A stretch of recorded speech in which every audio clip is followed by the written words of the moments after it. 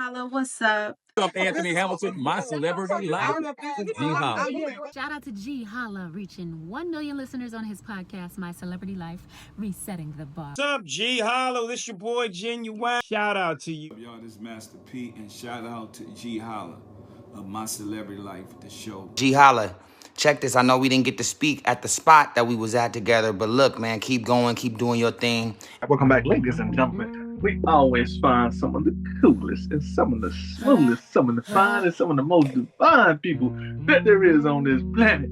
This time we got this super cool, resilient. It's Shamila. Thank you. So I am from Emporia, Virginia. Most people don't know where that is unless they got a ticket, right? So going down 95 South. But born there, grew up there for the most part. Then I moved to Alexandria, Virginia. So maybe about when I was 14, I started modeling and I was hosting a television show on Maryland Public Television. It was kind of like 106 in Park, but it was a local show.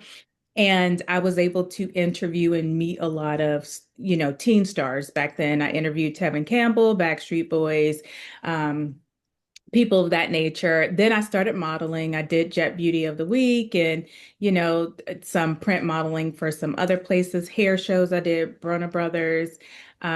So I've kind of been in the entertainment industry from a very young age. Then, of course, life hit, right? I got married, had kids, all that stuff. And then you're expected to be a mom and a wife and you get a degree and do these things and get a regular job. So, I did all of those things. And then probably it was about in 2019, I ended up getting sick and I have a disease called the Guillain-Barré syndrome. I went paralyzed. And so kind of life stopped abruptly for me. And I had to sit in the hospital and think about, what was next and if anything was going to be next, because most people die from the disease. And so during that time is when, I was like, oh, I'm going to write a book or, that's how it started. But the book was supposed to be about me and my disease and how I was feeling when I was in the hospital and being thrusted into this new life that I wasn't a person that was ever sick or, anything like that. So that's how we got to this point. That is awesome, amazing. You was like the Teen Summit before the Teen Summit. That's amazing. Right, exactly. It really was. I don't think it really was. Yeah, yeah. That's quite all right. Other than Tevin Campbell and those great people like that, is there anyone one of your favorites that you actually met back then when you were a teen? I would say it was Patti LaBelle. I met her. She's so sweet. The way that she is on TV, you see her, she's very sweet. But I will tell you, she is made up like that all the time. It was like 5 a.m. and she was full face, makeup, hair. She does not go out without looking her best. And so I kind of modeled myself after her. And you will never see me outside looking a mess, bonnet, none of that stuff. You won't, I'm going to be looking as best I can because one thing she told me, she said, you never know who's going to see you, honey. That's what she said. But she's very much an auntie. She's so sweet. I end up running into her again a couple years ago, and she remembered the conversation that we had and stuff. So she's very genuine, and I have to say, I love her. I love her, love her. That's amazing. I'm glad that Black women like you still exist. I saw that on your social media, on your IG, how you took your daughter pictures. And I know you taught those young ladies to be the same way. Like, don't go out the house unpresentable. And no matter if you just run into a store right quick, exactly. I thank God for Black women like you, to be totally honest. I get on her a lot because she's a tomboy. So she likes she bangs up herself all the time. And I'm like, nope, just stop. We're going to act like a lady, and then I volunteer cheer coach. So all of my girls, and their parents thank me so much because I'm a disciplinary, I'm a teacher, I don't care if your parent is around. I'm one of those moms. If I'm in the store and you acting up or disrespecting your mom, you go get embarrassed by me because I don't mind. I'm, old school. I'm from the country. So my grandmother, you got in trouble, you got your butt whooped there, and then you went home and got your butt whooped. That's what happened. I never got whooping, but other people did. So, they are all different, but they all relate to real life stories. So that's my company's motto. We tell real life, relentless stories, Um, they may not always have a tragedy, or they may have a little tragedy, or they may have something that it's always something that someone needs and can relate to. I will say, at this point, 10 minutes ago was probably the most impactful because it is about suicide. And actually experienced my ex-husband. He committed suicide. So I was kind of going through that and helping my son through that. And then I did this film. And so I was able to explain firsthand how it is, being a person that even knows someone. And I was the one that found him. So, just trying to get people and advocate for people to get help, unfortunately, especially in our culture, mental illness is one of the most ignored things. People always, you heard the older people, I ain't crazy, so I ain't gonna, but it's not about that. We have a lot that we have to keep together every single day. So it's nothing wrong with going to see a therapist. I go twice a week and I tell everybody, I don't care. Yes, I do. If I miss a day, I feel like I got a problem. So, most definitely 10 minutes ago. And then, of course, my film that I just finished, because it touches on a lot of those things. It touches on mental illness. It touches on my sickness. It touches on being a step parent. It touches on being a father of a child, with a what they call bitter baby mama. It's so many facets to the film.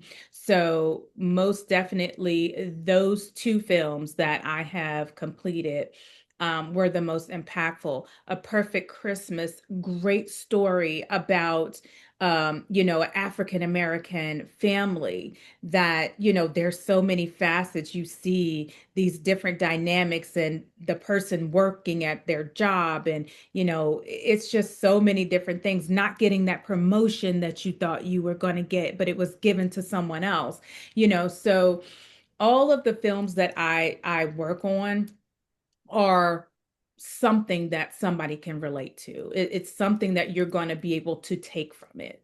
And also talk to us about, when fatal attraction hits home. Let's talk about STDs. People all often think of sexual transmitted disease, but there's also spirit transmitted diseases. There's some people that's tied into other people's. Some people call them soul ties, whatever it may be. When somebody's spirit just won't let Won't go, let go, right, so you can grow. So they can grow. Like, I always say forgiveness is not for the person that you're forgiving. It's for you, and it's able so that you're able to move on, with your life. So when Fatal Attraction hits home, it's based on my true life story. So it goes through so many different emotions. Initially, I started writing a book and women cuss me out for this, believe me, for men to navigate them through the legal process, because I am a licensed paralegal. And so watching my husband go through what he was going through with his children was heartbreaking, not only for him, but for the kids, and watching how they were suffering. So me on one end, as being the mother of, children that my ex-husband has moved on, and then me being the step parent to these children. And so I notice a pattern with a lot of these women. They are bitter. They can't move on. They make the children suffer. The next thing that happens is the men, they don't want to deal with it, right? Because most men are kind of not no nonsense. They don't want to deal with it. So what's the easiest thing for them to do? Bye. I'm gonna leave. I'll pay you child support. Bye. I'm not gonna be in the kids' lives because that means I have to be in your life and you're turmoilist, right? So, my initial thing was I'm gonna do a help book for men that think they don't have any recourse because they can't afford all of these high attorney fees and all this stuff.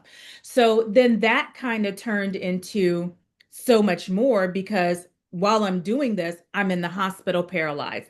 I'm going to court via Zoom from my hospital bed. I'm being, helping my husband.